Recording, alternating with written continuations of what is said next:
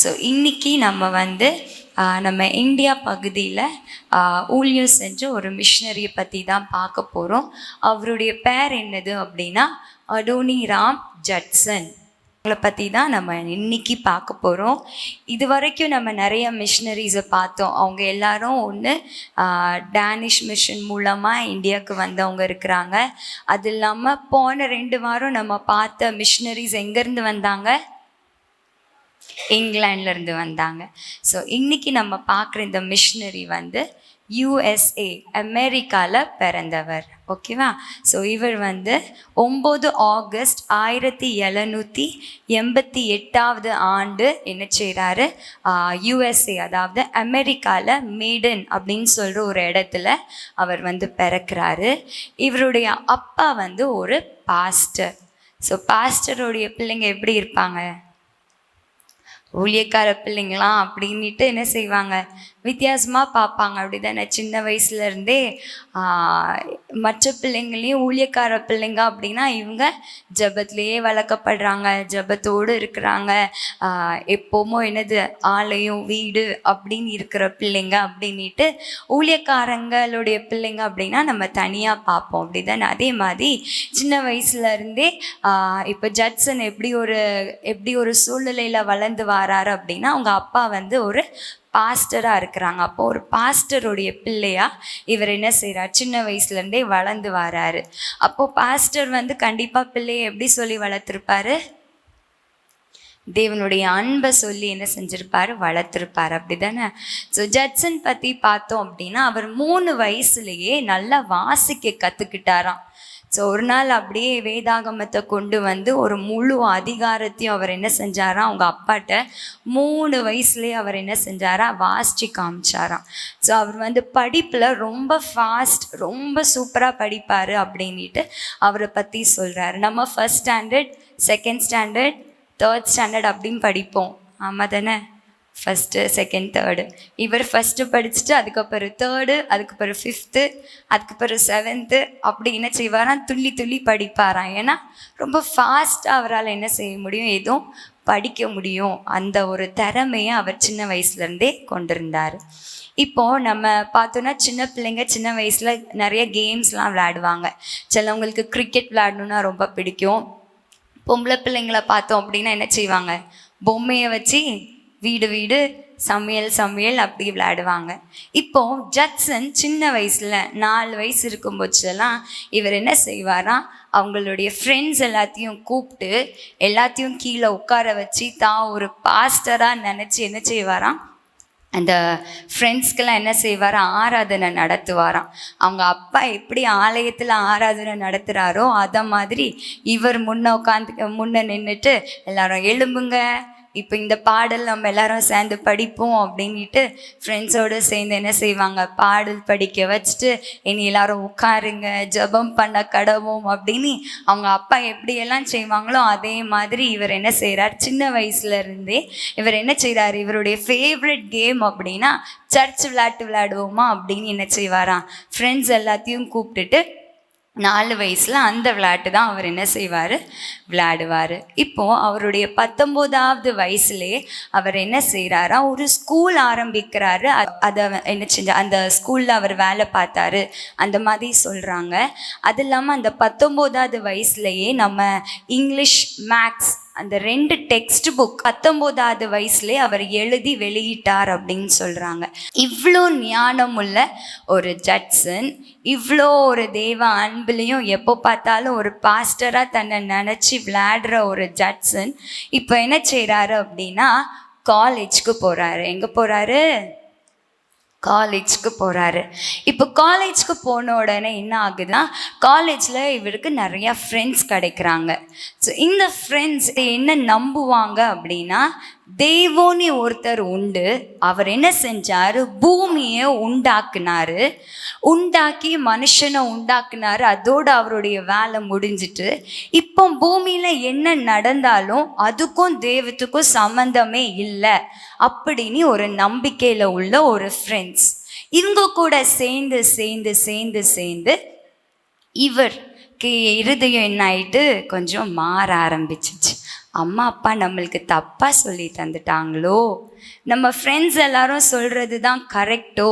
இவருடைய விசுவாசம் கிறிஸ்தவ விசுவாசத்திலிருந்து அப்படியே கொஞ்சமாக என்ன செஞ்சிச்சு, நகல ஆரம்பிச்சிச்சு. அப்படியே அவருடைய இருதயம் வித்தியாசமான நம்பிக்கைக்கு நேராக போக ஆரம்பிச்சிச்சு. இப்போ அந்த மாதிரி ஒரு கொள்கையில் இருக்கிறவங்களுடைய மைண்ட் எப்படின்னா, மனுஷங்களால் தான் இந்த ஒவ்வொரு மதங்களும் உருவாக்கப்பட்டிருக்குது.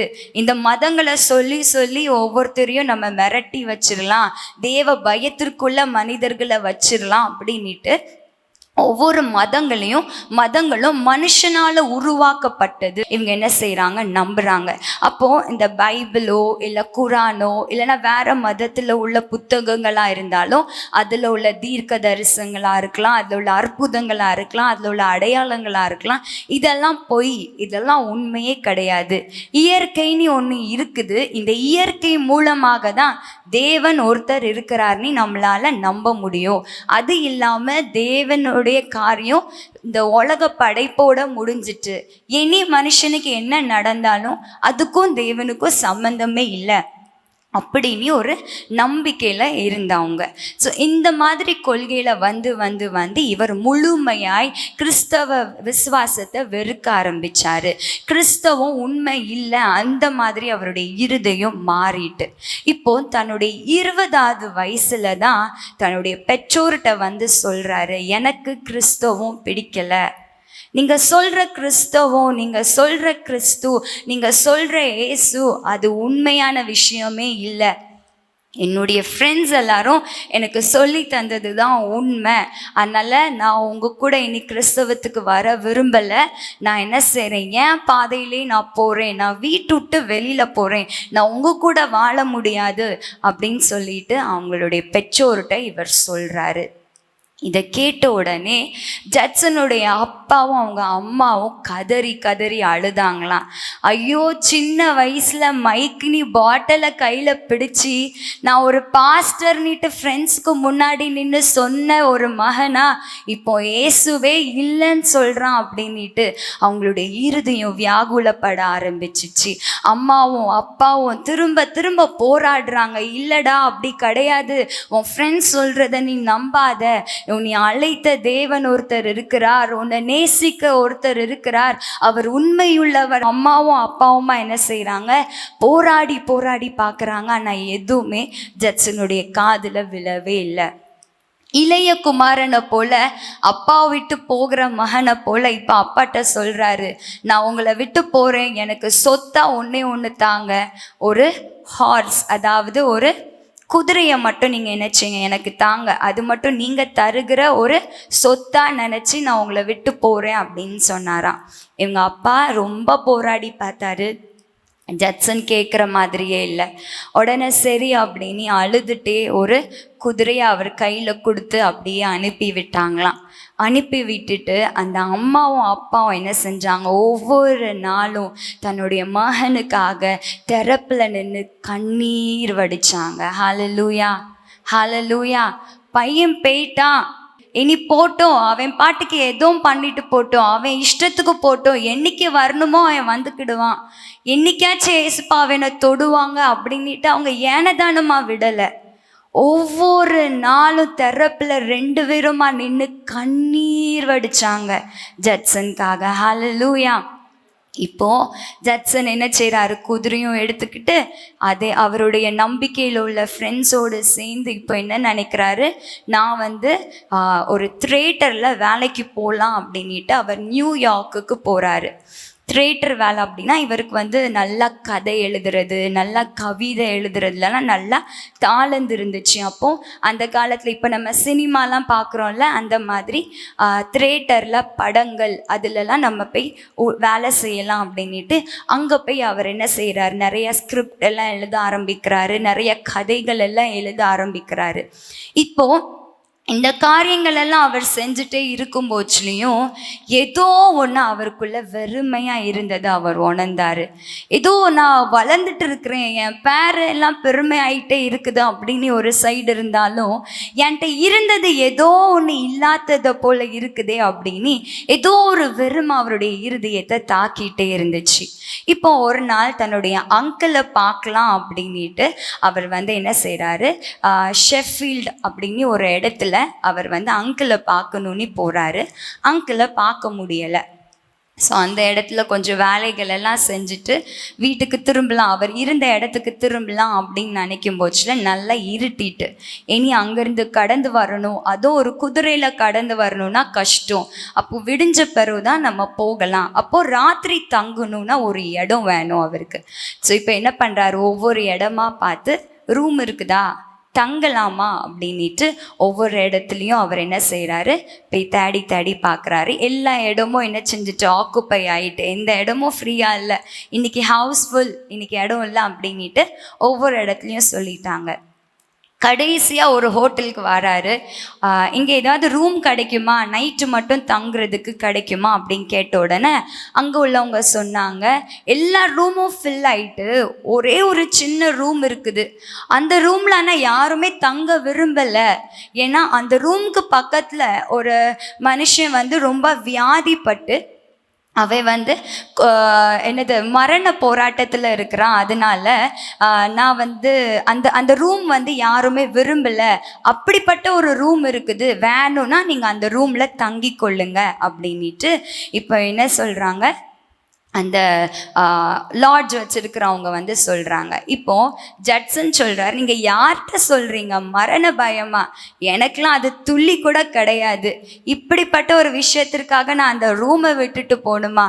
நான் அந்த ரூமில் தங்கி கொள்கிறேன் அப்படின்ட்டு இப்போ என்ன செய்கிறாரு, இப்போ அந்த ரூமில் ஜட்சன் தங்கி கொள்கிறாரு. ராத்திரி ஒன்றுமே அவருக்கு தெரியலை. கொஞ்ச நேரம் ஆக ஆக ஆக ரொம்ப அமைதியாக மாறுச்சு. அமைதியாக மாறின உடனே அந்த சத்தம் ரொம்ப அதிகமாக துணிக்க ஆரம்பிச்சிச்சு. ஐயோ ஐயோ ஐயோன்னுட்டு அந்த கூக்குரல் இவரை ரொம்ப டிஸ்டர்ப் பண்ண ஆரம்பிச்சிச்சு. அந்த மனுஷன் அந்த மரண வியாதியில், மரண படுக்கையில் ரொம்ப புலம்பி ஒரு பரிதாபத்தின் சத்தத்தை அவன் எழுப்பி கொண்டே இருக்கிறான். ஜட்சன் யோசிக்கிறான், இவன் எதுக்கு இப்படி ஒரு மரணத்துக்காக பயப்படணும்? இப்போ என்னுடைய ஃப்ரெண்டு மட்டும் என் கூட இருந்திருந்தான் அப்படின்னா அவன் கண்டிப்பா போய் அவன்கிட்ட போய் பேசியிருப்பான், அவனும் என்ன மாதிரி ஒரு நம்பிக்கையுள்ள மனுஷனா மாறியிருப்பான், மரணத்துக்கு பயந்திருக்கவே மாட்டான் அப்படின்ட்டு இவன் சொல்லிட்டே இருக்கான். இப்போ அவனுடைய ஃப்ரெண்டு, ஜட்சனுடைய ஃப்ரெண்டு யார் அப்படின்னு பார்த்தோன்னா, அவங்க ஃப்ரெண்டு பேர் ஜேக்கப் இயர்மிஸ். சொல்லுங்க, ஜேக்கப் இயர்மிஸ். ஸோ அவங்க சொல்கிறாங்க, ஜேக்கப் இயர்மிஸ் மட்டும் இப்போ என் கூட இந்த ரூமில் இருந்திருந்தானா அவன் என்ன செய்வான், முதலாவது அந்த பையனை பார்த்துட்டு, ஏன்டா இப்படி மரணத்துக்கு நீ அழுற, எதுக்கு தான் மரணத்துக்கு இவ்வளோ நீ பயப்படுற, இதெல்லாம் ஒன்றுமே கிடையாதுன்னு அவனை தைரியப்படுத்தியிருப்பான் அப்படின்ட்டு ஜட்சன் அப்படியே யோசிச்சுட்டு இருக்கிறாரு. இப்போ இந்த ரூமில் இருந்த அந்த சத்தம் அவரை ரொம்ப டிஸ்டர்ப் பண்ண உடனே பெட்ஷீட்டை தூக்கி தலையில் போட்டு பார்க்குறாரு, தல்வானி வச்சு காதை அடைச்சி பார்க்குறாரு. ஆனாலும் அந்த சத்தம் இவரை ராத்திரி முழுதும் தூங்கவே விடலை. இப்போ கொஞ்ச நேரம் கழிச்சு பார்த்தா அந்த சத்தம் அப்படியே அமைதியாயிட்டு. இப்போ அமைதி ஆன உடனே காலையில் விடிஞ்ச உடனே முதல் வேலையாக ஜட்சன் ஓடி போய் அந்த லாட்ஜில் இருந்தவங்ககிட்ட போய் கேட்குறாங்க, என் பக்கத்து ரூமில் இருந்தது யார், என் பக்கத்து ரூமில் இருந்தவங்க சத்தம் இப்போ இல்லையே, என்ன நடந்துச்சு அப்படின்னு கேட்ட உடனே அவங்க சொன்னாங்களாம், அந்த மனுஷன் என்ன செஞ்சுட்டான், இறந்து போயிட்டான் அப்படின்னு சொன்னாங்களாம். இறந்து போயிட்டானா, எங்குள்ள மனுஷன் யார் உங்களுக்கு தெரியுமா அப்படின்னு கேட்ட உடனே இவங்க சொன்னாங்களாம், ஆமாம் எனக்கு அந்த மனுஷனை பற்றி தெரியும், அவன் ப்ரவுன் யூனிவர்சிட்டியில் படித்தவன் அப்படின்னு சொல்கிறாங்க. ப்ரவுன் யூனிவர்சிட்டியிலையா? நானும் ப்ரவுன் யூனிவர்சிட்டியில் தான் படிச்சிருக்கேன், அப்போ எனக்கு கண்டிப்பாக தெரிஞ்சிருக்கோம், யார் அப்படின்னு கேட்டாங்களாம். கேட்ட உடனே அவங்க சொன்னாங்களாம், அவன் பேர் ஜேக்கப் இயர்மிஸ் அப்படின்னு சொன்னாங்களாம். ஸோ இதை கேட்ட உடனே ஜட்சனுக்கு அப்படியே மேலெல்லாம் குளிர்ந்து போயிட்டு அப்படியே ஒரு நேரம் அப்படியே அவர் ஃப்ரீஸ் ஆகி நின்ன மாதிரி நின்றுட்டாரு. என் ஃப்ரெண்டு ஜேக்கப் எர்மெஸ் தான் என் பக்கத்து ரூம்ல இருந்து கதறிட்டு இருந்தானா, அவன் தான் மரணத்துக்கு ஒரு நாளும் பயந்ததே கிடையாது அப்படின்ட்டு இவனுடைய இருதயம் என்ன செஞ்சுட்டு ரொம்ப வியாகுலப்பட ஆரம்பிச்சிச்சு, ரொம்ப போராட ஆரம்பிச்சிச்சு. அப்படியே ரூமுக்கு வந்து ஒரு 2 மணி நேரம் அப்படியே அமைதியா இருக்கிறாரு. சிந்தையில போராட்டத்தின் மேல போராட்டம் வந்துட்டே இருக்குது. இந்த ஜேக்கப் எர்மெஸுடைய வார்த்தையை கேட்டு தானே நான் இந்த மாதிரி ஒரு நம்பிக்கைக்குள்ள வந்தேன். ஏசு உண்மை இல்லை, கிறிஸ்துவ உண்மை இல்லை, ஏசு ஒருத்தர் இந்த பூமிக்கு வரலன்னு நான் நம்பினேனே. அந்த ஜேக்கப் எர்மெஸ் இந்த அளவுக்கு ராத்திரி மரண வேதனையில சத்தத்தை எழுப்புனா அப்படின்ட்டு இவரால அந்த ஒரு குழப்பத்திற்குள்ளே இருக்கிறாரு. அப்போதான் யோசிக்கிறாரு, எத்தனையோ கிறிஸ்தவங்க மரணத்தை பார்த்துருக்கிறேன், அவங்களுடைய மரணம் எவ்வளோ சமாதானமாக இருக்குது, அதுவும் அந்த மரணம் எவ்வளோ கம்பீரமாக இருக்குது. ஆனால் இந்த சத்தம் இன்னும் எனக்கு மறக்க முடியல, ஒரு வேதனை நிறைஞ்ச சத்தமாக இருக்குதே அப்படின்னு சொல்லிட்டு அவர் நினச்சாரா, கிறிஸ்தவங்க தேடுற தேவன் உண்மையானவர், கிறிஸ்தவம் உண்மை. அந்த கிறிஸ்தவம் தான் ஒரு மனுஷன் இந்த பூமியில் இறந்தாலும் தனக்கு நீ ஒரு நித்திய ராஜ்யம் இருக்குது, தனக்காக ஒரு மகிமை காத்திருக்குது, நீ ஒரு நம்பிக்கையோடு இந்த பூமியில் கண்ணை மூடுறாங்க அப்படின்ட்டு அதை அவர் உணர்ந்துக்கிட்டாரா. ஹல்லேலூயா, ஹல்லேலூயா, ஹல்லேலூயா. ஏசு இல்லை அப்படின்னா மரணத்துக்கு பிறகு நம்மளுக்கு ஒரு நம்பிக்கை இல்லை. பக்கத்தில் கையை கொடுத்து சொல்லுங்க, ஏசு இல்லாத வாழ்க்கை ஒரு நோக்கம் இல்லாத வாழ்க்கை, மரணத்துக்கு பிறகு நிச்சயம் இல்லாத வாழ்க்கை. ஹல்லேலூயா. இப்போ கேளுங்க, உங்களுக்கு நிச்சயம் இருக்குதா? உண்மையா இருக்குதா? ஹல்லேலூயா. அவருடைய பிள்ளைகளாய் மாறின நம்மளுக்கு ஒரு நிச்சயம் இருக்குது, மரணத்துக்கு பிறகு நம்ம அக்கறையில் சந்திப்போம். ஹல்லேலூயா, ஹல்லேலூயா. அந்த ஒரு விஷயம், மரணத்துக்கு பிறகு என்ன நடக்குது, அந்த ஒரு விஷயம்தான் இயேசுவை வெறுத்த ஒரு மனுஷனை மறுபடியும் அவர் அண்டையில் திரும்புறதற்கு ஏதுவாக இருந்துச்சு. ஹல்லேலூயா. தேவன் இல்லை, கிறிஸ்துவம் இல்லை, தெய்வமே கிடையாது, சயின்ஸ் தான் உண்மை, நாத்திகராக வாழ்கிறவங்க நிறைய பேர் இருக்கிறாங்க இந்த பூமியில். ஆனால் அந்த நாத்திகராக வாழ்கிறவங்களால ஒரு மனுஷன் மரண படுக்கையில் இருக்கும் போச்சில் அவன் படுற வேதனைக்கு அவங்களால பதில் சொல்ல முடியல. ஹல்லேலூயா, ஹல்லேலூயா. தேவனுக்குள்ளே மறிக்கிறவங்களுக்கு ஒரு சமாதானம், ஒரு நிச்சயத்தோடு அவங்க மறிக்கிறாங்க. ஆனால் தேவன் இல்லாமல் மறிக்கிற ஒவ்வொருத்தரும் ஒரு பரிதாபத்தோடு, ஒரு ஏக்கத்தோடு, ஒரு வியாகுலத்தோடு அவங்க இந்த பூமியில் அவங்களுடைய ஜீவனை இழந்து போகிறாங்க. ஹல்லேலூயா, ஹல்லேலூயா. இப்போ ஜட்சன் ஓகே, கிறிஸ்தவம் உண்மைதான், கிறிஸ்தவங்க ஆராதிக்கிற தேவன் உண்மைதான், எங்கள் அப்பா சொல்கிற தேவன் உண்மைதான் அப்படின்ட்டு அவருடைய இருதயம் மட்டும் இப்போ என்ன செஞ்சுருக்கிறது, கொஞ்சம் திரும்பி இருக்குது. ஆனால் ஏசப்பா அன்புக்குள்ளே அவர் வரல. ஏன்னா தன்னுடைய ஃப்ரெண்ட்ஸ் சொல்கிறத கேட்டு கேட்டு கேட்டு கேட்டு இவருடைய சிந்தை எப்படி மாறிட்டுனா எல்லாமே பொய், இந்த பைபிள் எல்லாம் போய் அந்த அளவுக்கு அவருடைய சிந்தை என்ன செஞ்சுட்டு மாறி போயிட்டு. அப்படி இருக்கிற ஒரு மனுஷன் இப்போ என்ன நினைக்கிறான் அவர் அப்படின்னா, நான் இனி என்ன பண்ணுறேன், ஒரு பைபிள் காலேஜில் போய் சேர்றேன், அங்கே போய் நான் பைபிளை இன்னும் கொஞ்சம் படித்தேன் அப்படின்னா கிறிஸ்தவம் உண்மையா அப்படின்னு நான் கற்றுக்கிடலாம் அப்படின்ட்டு நினச்சி இவர் என்ன செய்கிறாரு, ஒரு பைபிள் காலேஜில் போய் சேர்றாரு. ஹல்லேலூயா. இப்போ பைபிள் காலேஜில் வந்தாச்சு, பைபிளை நல்லா படிக்கிறாரு, புதிய ஏற்பாடு பழைய ஏற்பாடு அது எல்லாத்தையுமே நல்லா தியானிக்கிறாங்க, அங்கே நிறைய காரியங்களை சொல்லி கொடுக்குறாங்க, அதெல்லாம் பார்க்குறாரு. ஆனாலும் அவருடைய இருதயம் எங்கோ ஒரு இடத்துல மாட்டி இருக்குது. எங்கே தெரியுமா? அவர் கேட்ட விஷயங்கள் இன்னும் அவருக்குள்ள கேள்விகளே எழுப்பிட்டு இருக்குது. எதையுமே அவரால் நம்ப முடியலை. பைபிளை வாசிக்கிறாரு, அற்புதம் நடக்குது, அதிசயம் நடக்குது அப்படின்லாம் எழுதி இருக்குது. ஆனால் தன்னுடைய ஃப்ரெண்ட்ஸ் மூலமாக இருதயத்தில் விதைக்கப்பட்ட ஒவ்வொரு கேள்விகளும் இவருக்குள்ள ஒரு ஸ்டெப்பு முன்ன வைக்கணும், ஒரு ஸ்டெப் விசுவாசத்திற்குள்ள வளரணும் அப்படின்னு நினைக்கும் போச்சுலலாம் அந்த கேள்விகள் என்ன பண்ணுதுன்னா இவர் அப்படி பின்னாடி இழுக்குது. இவரால் வளர முடியலை, இயேசுவின் அன்புக்குள்ளே வர முடியலை, இயேசுவை முழுமையாக விசுவாசிக்க முடியலை. அப்படி தான் இவர் என்ன செய்கிறாரு, ஒவ்வொரு நாட்களும் அப்படியே கடந்து போயிட்டே இருக்குது. இதுலேருந்து நம்ம படிக்க ஒரு விஷயம் என்னது அப்படின்னா, நம்மளுடைய பிள்ளைங்க ஸ்கூலுக்கு போகிறாங்க, காலேஜுக்கு போகிறாங்க, இல்லை நம்மளாக இருந்தால் கூட நம்ம வேலைக்கு போகிறோம், இல்லைன்னா நம்ம நிறைய பேர் கூட பழகுறோம், நம்ம எப்படிப்பட்டவங்க கூட ஐக்கியம் வச்சுருக்கிறோம், அது ரொம்ப முக்கியம். ஹல்லேலூயா, ஹல்லேலூயா. ஆராதனையில் உட்கார்றோம், ஆனால் ஆராதனையில் உட்காந்துட்டு நம்ம வெளியில் போகும்போதுல எப்படிப்பட்ட சிந்தை உள்ளவர்களோடு நம்ம ஐக்கியம் வைக்கிறோம், எப்படிப்பட்ட எண்ணங்களோடு இருக்கிற ஜனங்களோடு ஐக்கியம் வைக்கிறோம், அது ரொம்ப முக்கியம். ஹல்லேலூயா. அவங்களோட கூட நம்ம சேர சேர சேர அந்த அவங்களுக்குள்ள இருக்கிற தாக்கங்கள் என்ன செய்யும், நம்மளையும் தாக்கும், நம்மளையும் இழுக்க பார்க்கும். நம்ம பார்த்துருக்குறோம்ல, பிசாசுக்கு 2 வேலை. ஒரு வேலை என்னது, தேவன் அறியாதவங்க அவர் கூட சேரக்கூடாது, அது அவனுடைய வேலை.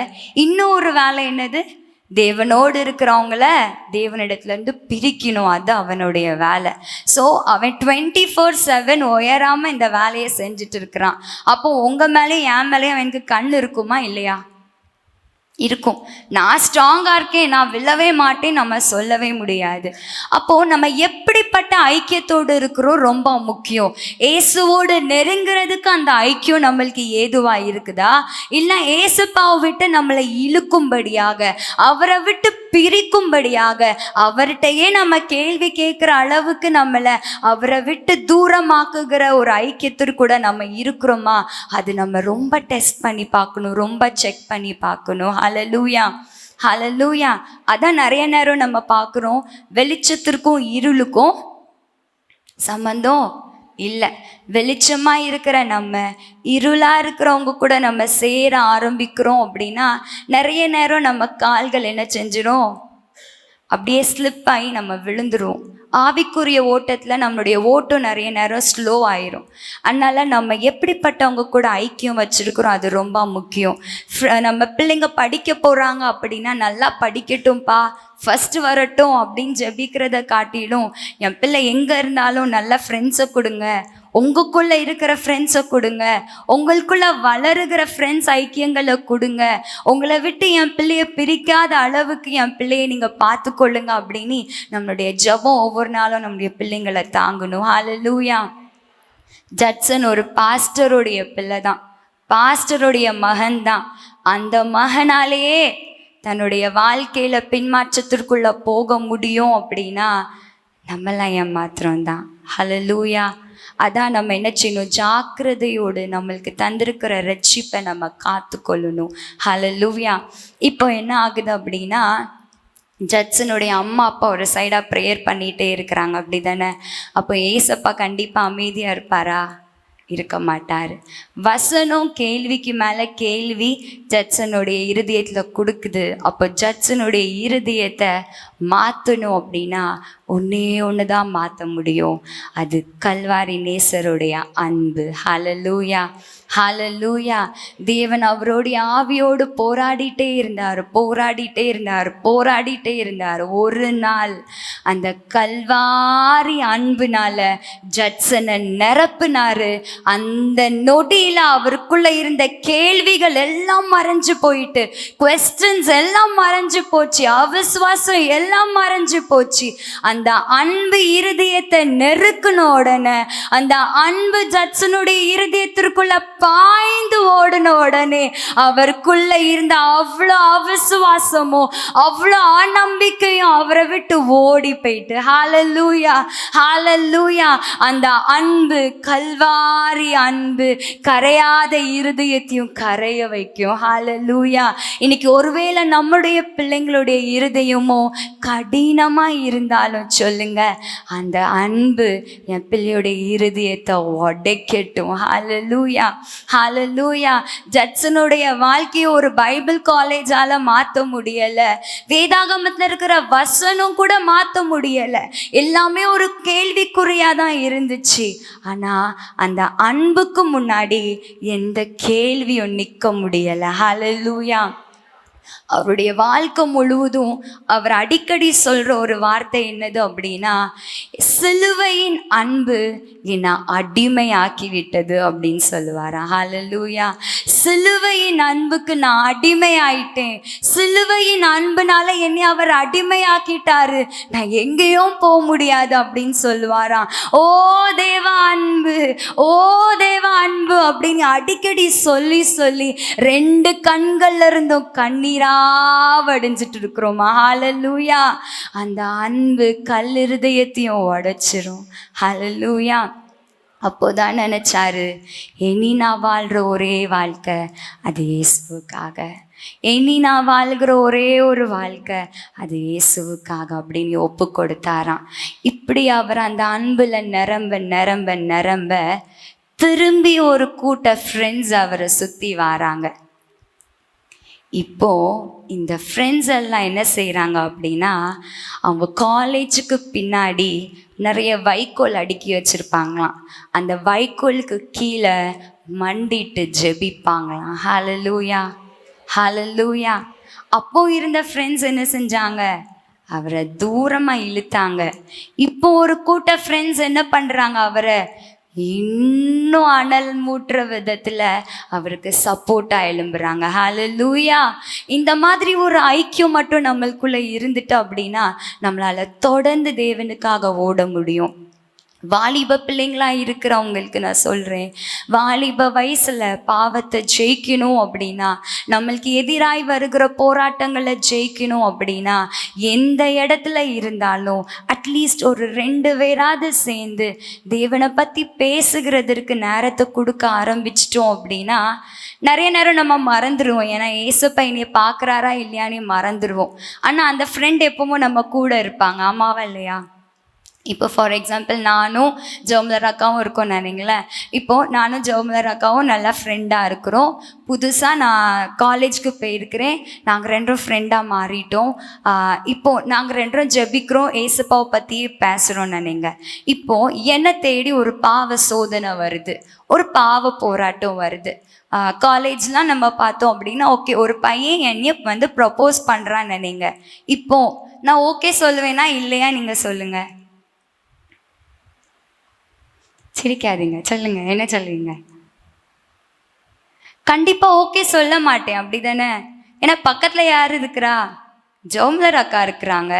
எனக்கு உடனே என்ன எண்ணம் வரும், இவ்வளோ நேரம் ஏசு ஏசுன்னு சொல்லிட்டு இப்போ நீனே பாவத்தில் போய் விழுறியா அப்படின்னு யார் சொல்லுவா?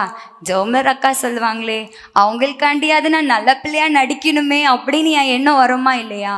அந்த பாவத்தை ஜெயிப்பேனா இல்லையா? ஆமாவா இல்லையா? ஸோ நம்ம கூட இருக்கிற ஐக்கியம் நம்மளுக்கு ரொம்ப முக்கியம். ஏசப்பா பற்றியே பேசுகிறவங்க நம்ம கூட இருந்தாங்க அப்படின்னா, சில நேரம் ஏசப்பா நம்மளை பார்க்குறத நம்ம மறந்தாலும் ஏசப்பா சாயலாக நம்மளுக்கு ஒரு ஃப்ரெண்டை தந்திருக்கிறாங்களா, அவங்க நம்மளை பார்க்குறாங்கன்னு எண்ணம் மாதிரி என்ன செஞ்சிடும், அந்த பாவத்தை ஜெயிக்கிறதுக்கு நம்மளுக்கு உதவி செய்யும். ஹல்லேலூயா. இப்போ ஜட்சனுக்கு கிடச்சிருக்கிற ஃப்ரெண்ட் எப்படிப்பட்டவங்கன்னா, அதே தரிசனத்தோடு அதே தேவ அன்புனால நிரப்பப்பட்டவங்க என்ன செஞ்சுட்டாங்க, ஜட்சனோடு சேர்ந்ததுனால இப்போ இவங்க எல்லாரும் சேர்ந்து என்ன செய்கிறாங்க, ஜெபிக்க ஆரம்பிக்கிறாங்க. ராத்திரி தோறும் சேர்ந்து ஜெபிக்க ஆரம்பிக்கிறாங்க. இப்போ அந்த தேவ அன்பு இவங்களை என்ன செய்து ஜெபிக்க வைக்குது. இப்போ ஜெபிக்க ஜெபிக்க ஜெபிக்க இவங்களுக்கு என்ன எண்ணம் வருது அப்படின்னா, ஜெபிச்சா மட்டும் போதுமா, நம்ம சேர்ந்து ஜெபிச்சா மட்டும் போதுமா அப்படின்னு இவங்களுக்குள்ள நிறைய கேள்விகள் வருது. ஓ அந்த சிலுவை அன்பு என்னை நெருக்கி ஏவுதே, அந்த அன்புக்காக நான் ஜெபிச்சா மட்டும் போதுமா அப்படின்னு அந்த ஜெபத்தில் கூட அவங்களுக்கு திருப்தி வரல. ராத்திரி முழுதும், காலையில் ஃபுல்லாக நம்ம படிச்சுட்டு ராத்திரி முழுதும் நம்ம தியாகமாக ஜெபம் பண்ண வாரோமே, இதெல்லாம் காணவே காணாது, இதெல்லாம் பத்தாது, அந்த அன்புக்கு முன்னாடி நான் செய்கிறதுலாம் ஒன்றுமே இல்லை அப்படின்னு ஒரு திருப்தி இல்லாத ஒரு நிலைமை இவங்களுக்குள்ள வீட்டுக்குள்ள கடந்து வருது. அந்த நேரத்துல தான் ஜட்சன் என்ன பண்றாரு அப்படின்னா, ஒரு அவங்கள தேடி ஒரு மிஷினரி பேம்ப்ளெட் ஒன்று வருது. அதை வாசிக்கும் போச்சில் ஈஸ்ட், அதாவது கிழக்கில் உள்ள ஒரு நட்சத்திரம், அந்த ஒரு தலைப்பில் அது இருக்குது, அந்த ஒரு பேம்ப்ளெட் இருக்குது. அதில் அவங்க வாசிக்க இங்கே இந்தியா தேசத்தில் சீகன் பால் அவங்க வந்து செஞ்ச ஊழியம், ஸ்வாட்ஸ் ஐயர் வந்து செஞ்ச ஊழியத்தை பற்றிலாம் அதில் நிறைய எழுதியிருந்து. இதெல்லாம் வாசிக்க இவர் யோசிக்கிறாரு, இவங்க எல்லாம் தேவனுக்காக இவ்வளோ தன்னுடைய வாழ்க்கையை தியாகம் பண்ணியிருக்காங்க அப்படின்னா அந்த கல்வாரி அன்புக்காக நானும் ஒரு மிஷினரியா போகணும் அப்படின்ட்டு இவர் என்ன செய்யறாரு, அந்த ஒரு பாரத்தை அந்த இடத்துல பெற்றுக்கொள்றாரு. ஹல்லேலூயா. இப்போ ஃப்ரெண்ட்ஸா சேர்ந்து ஜெபிச்ச இடம் என்ன ஆகுது அப்படின்னா ஒரு மிஷினரி தரிசனத்தினால நிரப்பப்படுது. அமெரிக்காலேருந்து இதுவரைக்கும் எந்த மிஷினரியும் வரலை, எந்த மிஷினரிஸும் வெளியில் வரல, யாருமே வெளியில் போய் சுவிசேஷத்தை கொண்டு போகலை. ஃபர்ஸ்ட் எங்கேருந்து சுவிசேஷம் பரவ ஆரம்பிச்சிச்சு? டேனிஷ் மிஷன் மூலமாக நம்ம பார்த்தோம். அப்படி தானே நம்ம தமிழ்நாடுக்கு வந்த ஊழியக்காரங்க எல்லாரும் எங்கேருந்து வந்தாங்க? டென்மார்க்லேருந்து வந்தாங்க, டேனிஷ் மிஷனாக வந்தாங்க, ஜெர்மனிலேருந்து வந்தாங்க. அதுக்கு பிறகு நம்ம பார்த்தோம் எங்கேருந்து வந்தாங்க? இங்கிலாந்துலேருந்து வந்தாங்க. லண்டன் மிஷன் மூலமாக என்ன செஞ்சாங்க? மிஷினரிஸ் வந்தாங்க. அமெரிக்காலேருந்து மிஷினரிஸ் யாருமே வரலை. இப்போது இந்த வாலிபர்களுக்குள்ள ஒரு தாக்கம் வருது. எதுக்கு அமெரிக்காலேருந்து மிஷினரிஸ் போகக்கூடாது அப்படின்னு ஒரு தாக்கம் வந்த உடனே அவங்க என்ன செய்கிறாங்க, நாங்கள் மிஷினரியாக போகிறோம் அப்படின்ட்டு அந்த ஜெபம் பண்ண இடம் மிஷினரி ஸ்தாபனமாக மாறுச்சான். ஹல்லேலூயா, ஹல்லேலூயா, ஹல்லேலூயா.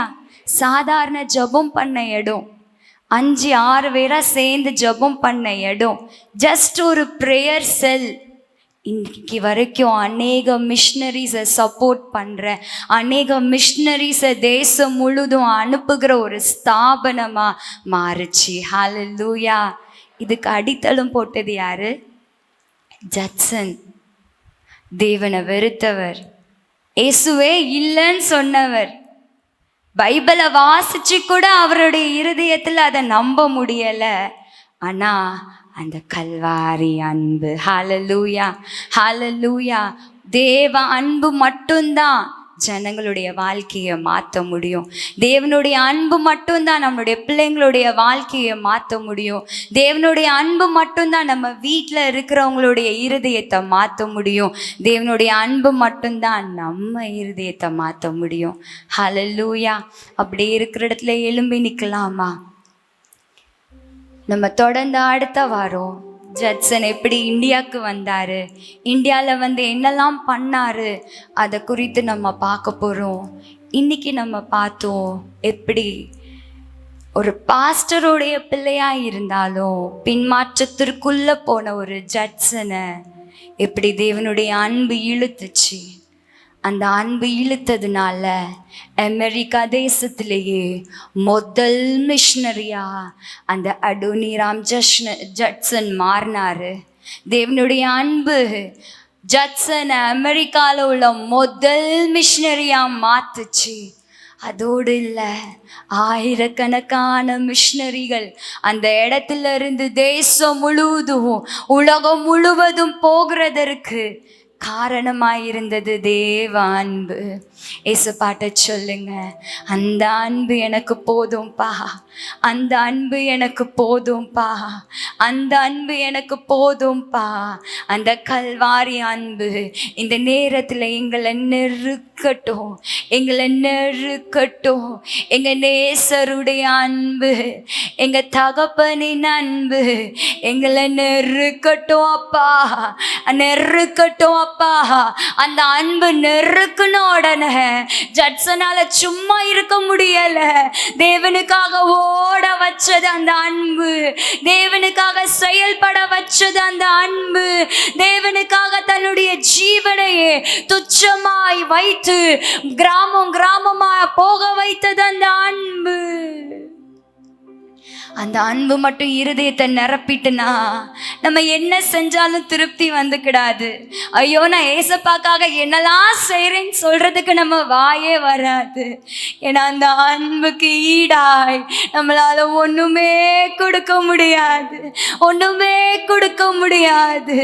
ஓ அந்த அன்புக்காக நன்றி அப்பா, நன்றி அப்பா, நன்றி அப்பா, நன்றி அப்பா.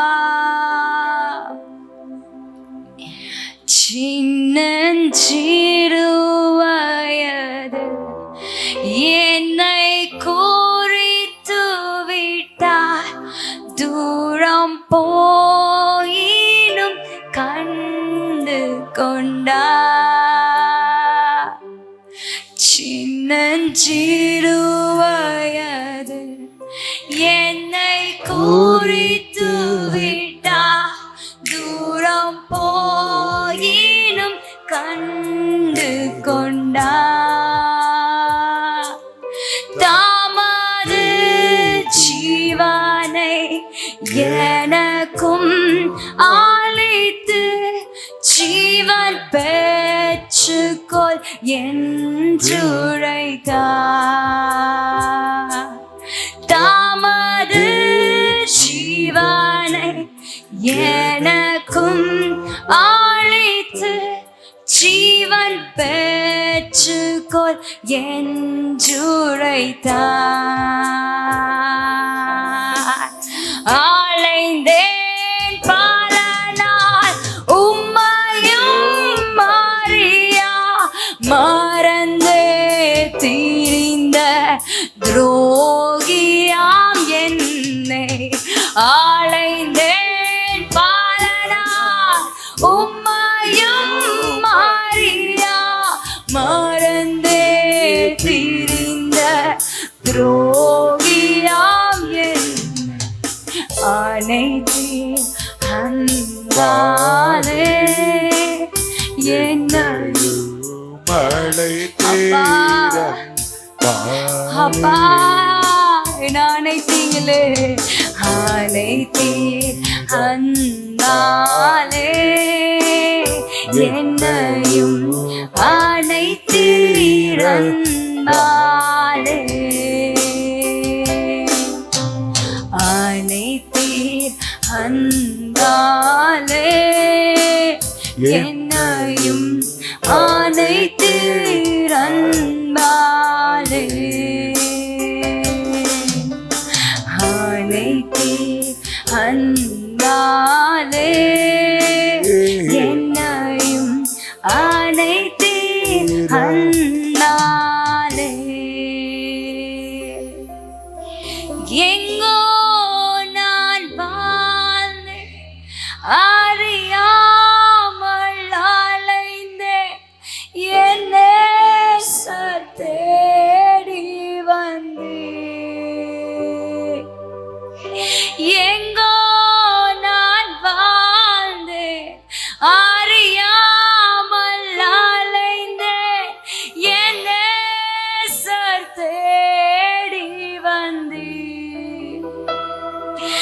என்னை நெஞ்சார அணைத்து முத்தங்கள் கொடுத்து நிழலாய் மாறிவிட்டே.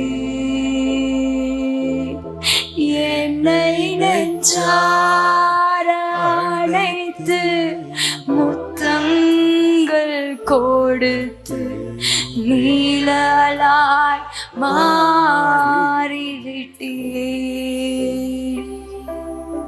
அவர் நம்மளை அணைத்தாரே, எங்களை இழுத்தது உங்க அன்புப்பா, எங்களை கட்டி வைத்திருக்கிறது உங்க அன்புப்பா.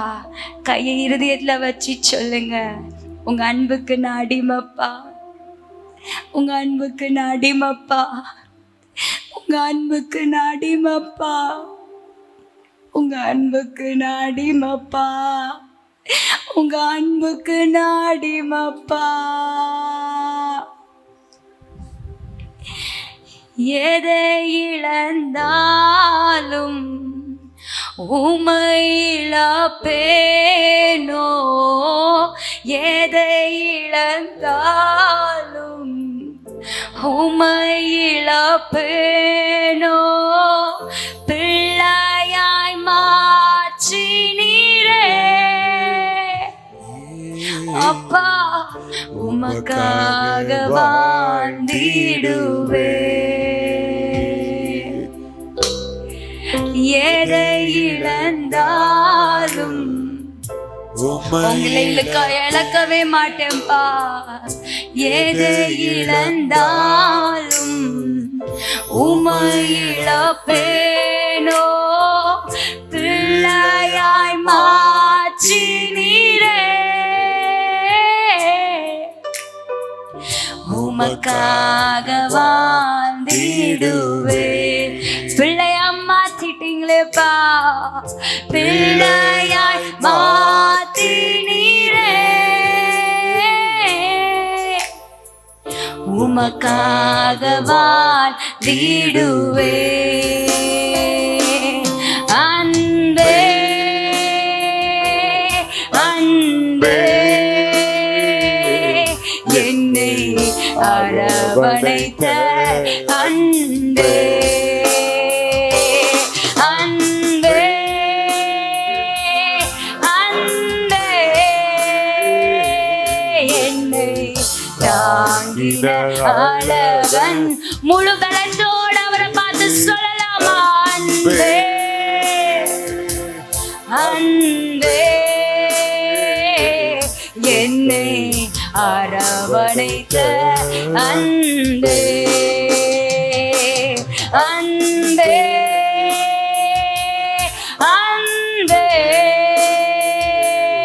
என்னை தாங்கின அழகன்பே நன்றி அப்பா எங்களை பிள்ளையாய் மாத்தின அந்த அன்புக்கு நன்றி நாங்க உங்களுக்கு அடிமைப்பா நாங்க உங்க பிள்ளைங்கப்பா நாங்க உங்க பிள்ளைங்கப்பா நாங்க உங்க பிள்ளைங்கப்பா தொடர்ந்து உங்களுடைய சித்தத்தை இந்த பூமியில செய்கிறதற்கு பலனை தாங்க எந்த இடத்துல இருந்தாலும் யாரோடு நாங்க பழகுனாலும் எந்த வேலைகள்ல நாங்க அப்பா இருந்தாலும் எந்த இடத்துல இருந்தாலும் உங்க அன்பை நாங்க காமிக்கணும்ப்பா உங்க வாசனையை நாங்க வீசணும்ப்பா நாங்க அப்பா முழு நேரமா ஊழியத்திற்கு வரலைனாலும் நாங்க செய்கிற சின்ன பணியா இருந்தாலும் அதன் மூலமா உம்முடைய சுவாசத்தை உம்முடைய வாசனையை உம்முடைய அன்பை நாங்க ஜனங்களுக்கு நாங்க ஷேர் பண்ணணும் எங்களுக்கு ஹெல்ப் பண்ணுங்க தாழ்த்தி உங்க கரத்துல தருகிறோம் எல்லா மகிமை கொண்டாகட்டும் இயேசுவின் மூலம் ஜெபிக்கிறோம் நல்ல பிதாவே ஆமேன்.